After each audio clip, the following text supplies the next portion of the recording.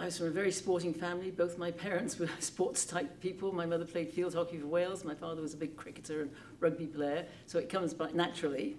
And at school, got into sports. And as a young girl, you play tennis mostly.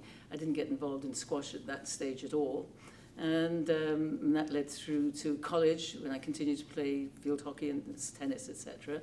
Then, after leaving college, my uncles had founded Cardiff Squash Rackets Club, so I knew about it, and I thought that would be fun to play. One of my brothers was already playing, so I started squash. My brother took me out, and I just took to it like a duck to water, and I never looked back. I got into the competitive side fairly quickly, and lucky enough to get selected for Wales in my second season, and just took it from there.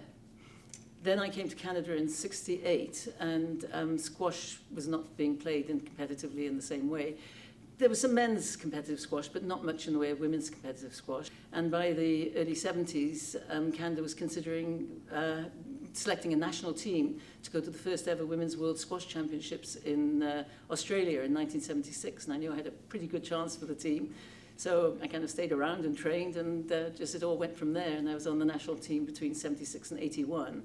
And then when I got out of that, I sort of gravitated to the, well, I was already involved in some of the officiating, but I graduated to that as more of my focus than the competitive playing side. And that's one nice thing about staying involved in the sport, even if you're not playing competitively anymore. By being in the officiating side, you keep in touch with the game. You know all the new young people that are coming through, and it's really one of the things that motivates you to stay in officiating. The sport in Ottawa, it seems to me, whatever sport I've come across, there are so many wonderful volunteers, people running these sports, and I mean, you have to acknowledge all the people and the effort that's put in, and learning life lessons and that sort of thing. You don't have to be in the upper competitive side to get a lot out of any sport, and particularly, I think, squash. But so I think that's what the community is all about.